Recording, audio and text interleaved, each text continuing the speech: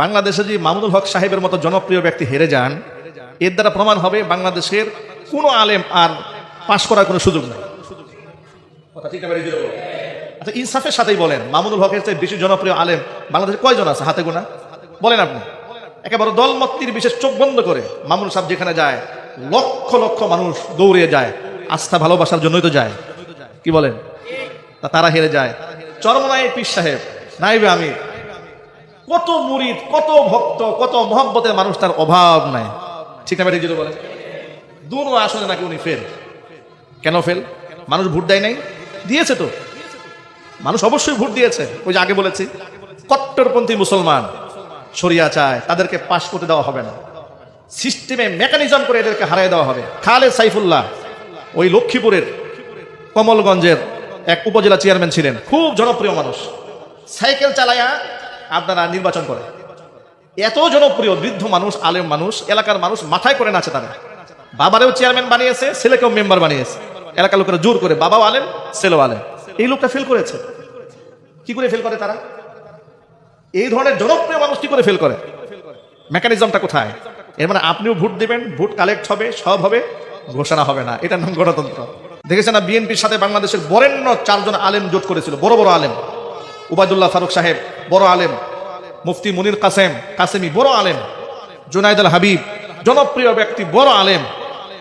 কি হয়েছে? সব ফেল। সব কি? কথা বুঝে নেই মনে হয়। সব কি? কেন ফেল করলেন? যোগ্যতা নাই, সততা নাই। যোগ্যতা আছে, দক্ষতা আছে, সততা আছে, দিনদারিতা আছে, সব আছে। ফেল করলেন কেন? তারা মহিলাদেরকে নিয়ে এক মঞ্চে নাচতে পারবে না। কথা বলে না কেন? তারা মহিলা নিয়ে নাচতে পারবে না। পশ্চিমারা বুঝে, আমাদের পার্শ্ববর্তী ওরা বুঝে। এই সমস্ত আলেম ওলামারা ক্ষমতায় বসলে আমরা যে এজেন্ডা বাস্তবায়ন করতে চাই, এগুলো সব বাধা হয়ে দাঁড়াবে। এই জন্য আলেম ওলামা, আমি সবসময় বলতাম যে আলেমরা যে দল থেকে আসুক, আলেমরা পাশ করুক। কেন বলতাম? যাতে করে মমতাজের মতো লোকেরা সংসদে গিয়ে গান গাইতে না পারে। বাংলাদেশের একটি গুরুত্বপূর্ণ সিদ্ধান্ত গতকালকে রাষ্ট্রীয়ভাবে গৃহীত হয়েছে। নির্বাচন হয়ে গেল। গণতান্ত্রিক সিস্টেমে কি হয়ে গেল? নির্বাচন হয়ে গেল। আমরা বারংবার আপনাদেরকে এই কথাই বোঝাবার চেষ্টা করেছি যে একমাত্র আল্লাহর আইন ছাড়া পৃথিবীতে আপনি কোনোদিন শান্তি প্রতিষ্ঠা করতে পারবেন না। এই কথার কি হক নাকি না হক? এই কথা সত্য না মিথ্যা? আপনাদেরকে আরেকটা কথা বলি, যে সিস্টেমের মধ্যে জুলুম থাকে, সেই সিস্টেম দিয়ে কি কোনোদিন ইনসাফ কায়েম করা যায়? এই কথাটাই বিগত বছরগুলোতে আমাদের অনেক ভাইরা মানতে নারাজ ছিল। আমরা যখন গণতন্ত্রের বিরুদ্ধে কথা বলেছি, আমরা বলেছি গণতান্ত্রিক সিস্টেমে পৃথিবীতে কোনো রাষ্ট্রে, কোনো দেশে ইসলাম কায়েম হয় নাই, ইনসাফও কায়েম হয় নাই। পৃথিবীতে কোনো নজিরা নাই। পৃথিবীতে আপনি একটা রাষ্ট্রের নাম বলতে পারবেন না যে রাষ্ট্রে গণতন্ত্র দিয়ে ইসলাম কায়েম হয়েছে, গণতন্ত্র দিয়ে আল্লাহর আইন কায়েম হয়েছে। এর একটা এক্সাম্পল কি পৃথিবীতে কোথাও আছে? জুড়ে বলেন, আছে? এই জন্য আমরা বারংবার মুসলমানকে কথা বোঝাতে চাই, ইসলামে গণতন্ত্র নাই, ইসলামে আছে খেলাফত। ইসলামে কি আছে? খেলাফত। কিন্তু এই কথাটা বললেই আমাদের অনেক দিনী ভাইরাও আমাদের প্রতি নাখোশ হয়ে গেছে। যারা আল্লাহর দিন চায় সমাজে, তারাও আমাদের প্রতি অনেক নারাজ হয়ে গেছে। হুজুর শুধু খেলাফতের কথাবার্তা বলেন, আমরা গণতন্ত্র দিয়ে ইসলাম কায়েম করব, গণতন্ত্র দিয়ে দিন কায়েম করব, গণতন্ত্র দিয়ে আমরা ইনসাফ কায়েম করব, গণতন্ত্র দিয়ে আমরা আল্লাহর আইন কার্যক্রম করব, শরিয়া আইন বাস্তবায়ন করব। আল্লাহর কসম, কিয়ামত পর্যন্ত গণতন্ত্র দিয়ে না আপনি ইসলাম কায়েম করতে পারবেন, না আপনি ইনসাফ কায়েম করতে পারবেন। কোনোদিনই সম্ভব নয়। গণতন্ত্রের সিস্টেমটাই হচ্ছে অযোগ্য ব্যক্তির আসনে যোগ্য ব্যক্তির পৌঁছাইয়া দেওয়ার একটা নীল নকশা ছাড়া আর কিছুই না। ঠিক আছে? ঠিক বলেন। নির্বাচন সিস্টেমটাই এরকম। এরপরেও ধরুন যে অনেকে বলে এই আলেমরা এক হয়ে গেলে গোটা বাংলাদেশে ইসলাম কায়েম হয়ে যেত। অনেকে বলে না যে এই আলেমের কারণে আমাদের ঐক্যটা হলো না। তো অনেকেই তো ঐক্য হয়েছে। তো ঐক্য হওয়ার পরে যারা খুব খাস করে ইসলাম মানে, এর একটাকেও পাশ করতে দেওয়া হয় না। একজন না, আপনি একজন নাম বলতে পারবেন না যে খুব কট্টরভাবে ইসলাম মানে সে পাশ হয়েছে। কিয়ামত পর্যন্ত গণতান্ত্রিক সিস্টেমে কট্টরপন্থী মুসলমানকে পাশ করতে দেওয়া হবে না। দুই একটা দেওয়া হয় আই ওয়াশ করার জন্য। দুই একটা দেওয়া হয় কি আই ওয়াশ করার জন্য। অনেকে বলে জনপ্রিয়তা থাকলে আপনি পাশ করবেন না, পাশ করতে পারবেন না। বাংলাদেশের বর্তমানে মামুনুল হকের চেয়ে বেশি জনপ্রিয় রাজনৈতিক নেতা বাংলাদেশে একটাও নাই। ঠিক না ঠিক বলেন? উনি রাস্তা দিয়ে হেঁটে গেলেও মিছিল হয়ে যায়।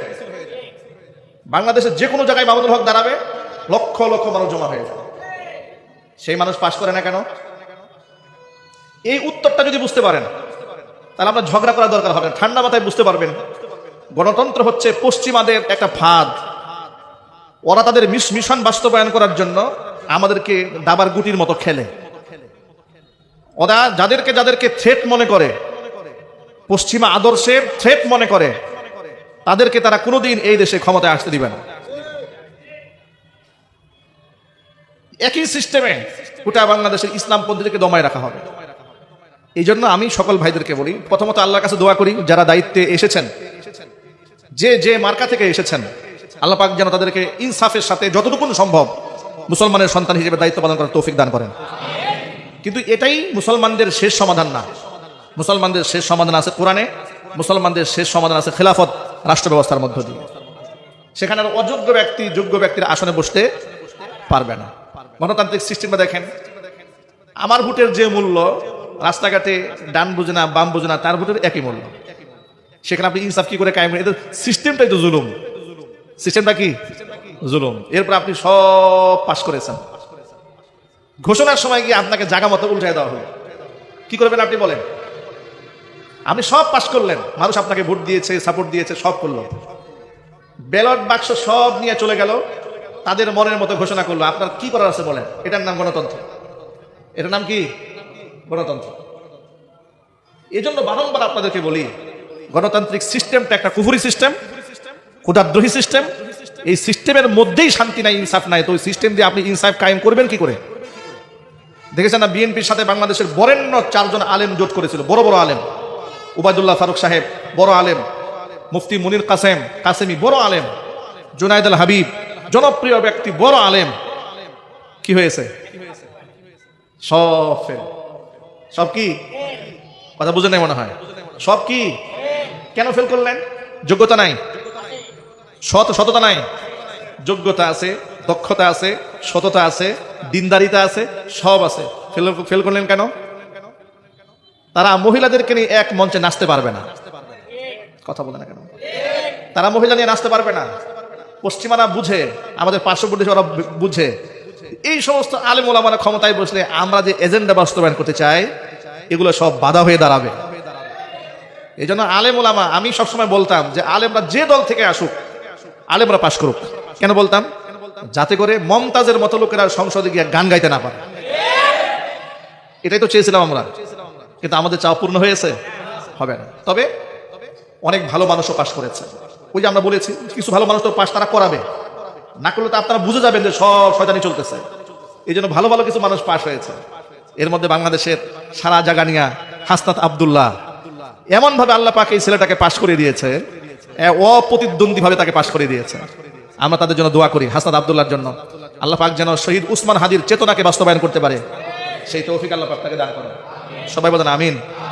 অনেক জায়গা থেকে কিছু আলেম ওলামা পাশ করেছে, খুব অল্প সংখ্যক আলেম ওলামারা পাশ করে, একবারে হাতে গোনা কিছু আলেম ওলামারা পাশ করেছে। বেশিরভাগ জায়গায় আলেমরা পাশ করেন নাই। জনপ্রিয় আলেম মামুনুল হক সাহেব পাশ করেন নাই। আমি গত 2 দিন আগে বলেছি, বাংলাদেশে যে মামুনুল হক সাহেবের মতো জনপ্রিয় ব্যক্তি হেরে যান, এর দ্বারা প্রমাণ হবে বাংলাদেশের কোনো আলেম আর পাশ করার কোনো সুযোগ নেই। আচ্ছা, ইনসাফের সাথেই বলেন, মামুনুল হকের চেয়ে বেশি জনপ্রিয় আলেম বাংলাদেশে কয়জন আছে হাতে গোনা? বলেন আপনি। একেবারে দলমত্তির বিশেষ চোখ বন্ধ করে মামুনুল সাহেব যেখানে যায় লক্ষ লক্ষ মানুষ দৌড়ে যায়, আস্থা ভালোবাসার জন্যই তো যায়। কি বলেন? তারা হেরে যায়। চরমনাই পীর সাহেব, নাইবে আমির, কত মুরিদ, কত ভক্ত, কত মহব্বতের মানুষ, তার অভাব নাই। ঠিক না বেঠিক যদি বলেন? দুনো আসলে নাকি উনি ফেল। কেন ফেল? মানুষ ভোট দেয় নাই? দিয়েছে তো, মানুষ অবশ্যই ভোট দিয়েছে। ওই যে আগে বলেছি, কট্টরপন্থী মুসলমান শরিয়া চায়, তাদেরকে পাশ করতে দেওয়া হবে না। সিস্টেমে মেকানিজম করে এদেরকে হারাই দেওয়া হবে। খালেদ সাইফুল্লাহ ওই লক্ষ্মীপুরের কমলগঞ্জের এক উপজেলা চেয়ারম্যান ছিলেন, খুব জনপ্রিয় মানুষ। সাইকেল চালায়া আপনারা নির্বাচন করেন, এত জনপ্রিয়, বৃদ্ধ মানুষ, আলেম মানুষ, এলাকার মানুষ মাথায় করে নাচে তারা। বাবারেও চেয়ারম্যান বানিয়েছে, ছেলেকেও মেম্বার বানিয়েছে, এলাকার লোকেরা জোর করে, বাবাও আলেম ছেলেও আলেম। এই লোকটা ফেল করেছে। কি করে ফেল করে তারা? এই ধরনের জনপ্রিয় মানুষ কি করে ফেল করে? মেকানিজমটা কোথায়? এর মানে আপনিও ভোট দিবেন, ভোট কালেক্ট হবে, সব হবে, ঘোষণা হবে না। এটার নাম গণতন্ত্র। এটার নাম কি? গণতন্ত্র। আল্লাহ এই তন্ত্র মন্ত্র থেকে জাতিরে তুমি হেফাজত করো। এটা আমি জোরে বলেন। তবে এখন মন থেকে দোয়া করি তাদের জন্য যারা নির্বাচিত হয়েছেন। তারা তো আমাদেরই ভাই, আমাদেরই সন্তান, আমাদের আত্মীয় স্বজন, আমাদের প্রতিনিধি, তারা জনপ্রতিনিধি। আমরা আল্লাহর কাছে তাদের জন্য দোয়া করব। আল্লাহ পাক যেন অযোগ্য ব্যক্তিকে তো আল্লাহ যোগ্যতা সম্পন্ন বানাতে পারেন, সেই ক্ষমতা আল্লাহর আছে না নাই? এদেশের শান্তির জন্য, শৃঙ্খলার জন্য, এদেশ